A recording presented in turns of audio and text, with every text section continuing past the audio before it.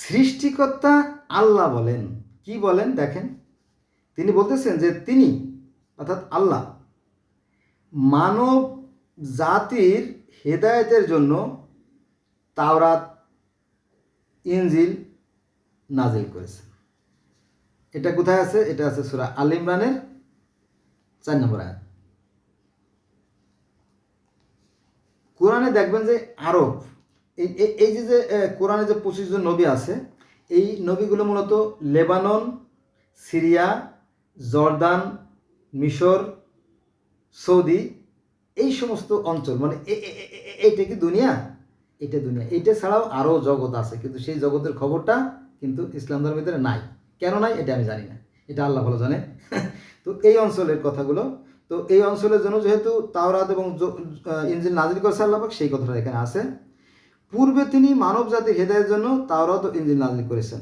এখন আমরা জানি বা শুনছি যে তাওরাত বিকৃত হয়ে গেছে, ইনজিল বিকৃত হয়ে গেছে, বাইবেল, বেদ বিকৃত হয়ে গেছে, ভালো কথা। কোরআন সঠিক আছে। এখন আপনি কি কখনো কম্পেয়ার করছেন? কম্পেয়ার, দ্যাটস মিন, কম্পেয়ার মিন তুলনা করা, মিলেই দেখা, দেখছেন কখনো? দেখেন নাই। অথচ নবী মুহাম্মদ সাল্লাল্লাহু আলাইহি ওয়াসাল্লাম বলছেন যে আসো সেই কথায় যা তোমাদের মধ্যে আমাদের মধ্যে এক। সরি, নবী মুহাম্মদ সাল্লাল্লাহু আলাইহি ওয়াসাল্লাম, এটা কোরআনের কথা, কিন্তু এটা হচ্ছে কোরআনের কথা যে আসো সেই কথায় যা তোমাদের মধ্যে আমাদের মধ্যে এক। এখন আমরা মিলেই দেখা দরকার, কিন্তু আমরা মিলেই দেখি? আমরা মিলেই তো দেখি না। আমরা নিজেরা মুসলমান দাবি করলেও কিন্তু কোরআন হাদিসের অনেক কিছুই জানি না। এটা একটা ধোঁকা, প্রতারণা। এটা করা যাবে না। কোরআন জানতে হবে, কোরআন জানে পরে নিজেকে মুসলমান দাবি করতে হবে, নইলে সেটা সঠিক হবে না। শোনা কথা বিশেষ নাই।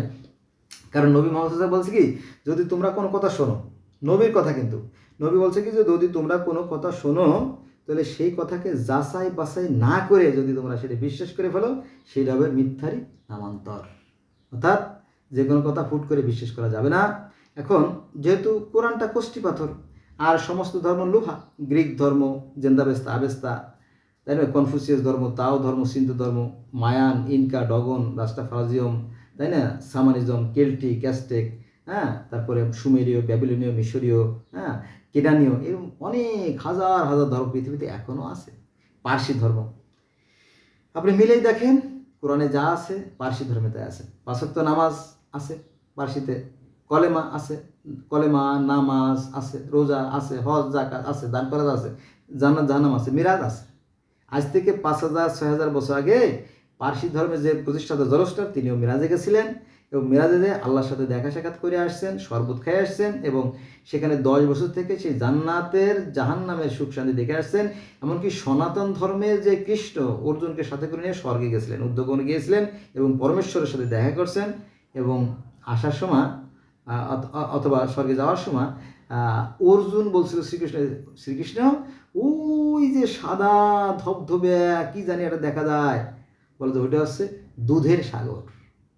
তার পাশে একটা সাগরের মতো কি জানি দেখা যায়, বলে ওটা হচ্ছে মধুর সাগর। বলে বাবা, সাগর ভরা মধু আর মধু ভরা মানে দুধ? হ্যাঁ। এগুলো কেন, এত দুধ কেন? বলে যে যারা স্বর্গে যাবে, যারা জান্নাতে যাবে, তারা এই সাগর থেকে এই মধু দুধ পান করবে। এরকম একটি কথা ইসলাম ধর্মে আছে যে যখন নবী মুহাম্মদ সাল্লাল্লাহু আলাইহি ওয়াসাল্লাম যখন মিরাজে গেলেন, তখন তাকে 1 গ্লাস মদ আর 1 গ্লাস দুধ দেওয়া হয়েছিল। তখন নবী মুহাম্মদ সাল্লাল্লাহু আলাইহি ওয়াসাল্লাম 1 গ্লাস দুধ খাইছিলেন। যদি মুহাম্মদ সাল্লাল্লাহু আলাইহি ওয়াসাল্লাম একটু কষ্ট করে যদি মদের গ্লাসটা খাইতেন, তাহলে এই উম্মতে মুহাম্মদ অর্থাৎ মুসলমানদের জন্য মদটাও ফরজ হয়ে যেত। তখন মজা হতো, আমরা খালি মদ খাইতাম, মদ আর মাগি, ও খাও আর বাকবাকুম বলে, মানে অনেকটা জান্নাত, পৃথিবীটা জান্নাতে পরিণত হয়ে যাচ্ছেন, এগুলো আর কি। তো কাছাকাছিগুলো আছে, কিন্তু মানুষ জানে না যে আপনি কই পাইছেন।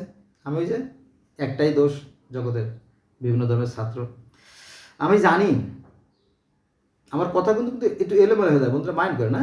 আমি জানি যে অতি বড় হয়েও না, ঝড়ে ভেঙে যাবে, আর অতি ছোট হয়েও না, ছাগলে মরে খাবে, এটা আমি জানি। তারপরও এটা আমার নৈতিক দায়িত্বের অংশ। সৃষ্টিকর্তা আমাকে কিছু জ্ঞান দিয়েছে, আমি সেটা প্রচার করি।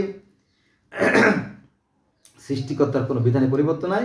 সৃষ্টিকর্তা পৃথিবীর প্রত্যেকটা মানুষের জন্য সমান। তবে হ্যাঁ, যারা অসৎ মানুষ, যারা মন্দ মানুষ, তাদের কর্মফল মন্দ এবং তাদের পরিণতি হবে মন্দ। আর যারা সৎ কর্ম করবে, সৎ চিন্তা করবে, তাদের আছে মহা সাফল্য, চিরসুখের স্থান জান্নাত। ধর্মের দোহাই, আমি বারবার যে কথা বলি যে ধর্মের দোহাই দিয়ে জান্নাত পাওয়া যাবে না, সৃষ্টিকর্তায় বিশ্বাস করে কর্ম করতে হবে। ইন্নে সালাতা তানহা আনিল ফাহশা ওয়াল মুনকার ওয়াল বাগি, নিশ্চয়ই নামাজ মানুষকে অন্যায়, অসৎ এবং বেফাস কাজ থেকে বিরত রাখে। আর যাদেরকে এই বেফাস কাজ থেকে বিরত রাখবে তারাই শুধু জান্নাতে যাবে। ওই নামাজ পড়িয়া, কলেমা পড়িয়া, হজ করিয়া জান্নাতে যাওয়া যাবে না। তবে এগুলো ধর্মের একটা অংশ, এটা পালন করতে হবে, এটা ঠিক আছে, ভালো। লোক দেখানো নামাজ, লোক দেখানো হজ, লোক দেখানো, হ্যাঁ, এগুলো কোনো কাজে আসবে না। অতএব আপনি কী করবেন এটা আপনার একান্ত ব্যক্তিগত। আমি আসি, বাই বাই।